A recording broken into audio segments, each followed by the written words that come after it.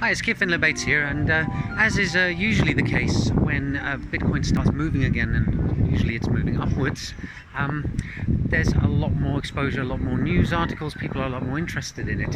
I think one core thing we have to remember is the fact that it is only a decade old. So if Bitcoin is going to do something like replace gold as a store of value, we're competing in the Bitcoin space with something that has millennia of tradition and history, and you're not going to replace something like that overnight. In the same way that when motorcars were first invented, it wasn't a few years later that all the horses were put out to pasture and everyone was driving around. It took decades and decades and decades, and I personally think that Bitcoin has moved incredibly rapid, and the awareness that people now have of it is phenomenal.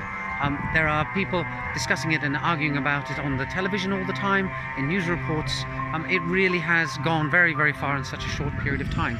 And my personal belief is, if you think that there's been a significant change in the last decade, watch out for the next decade, because I really think that we're primed for the big time sometime very soon. Hope you found that interesting. See you in the next video. Bye for now.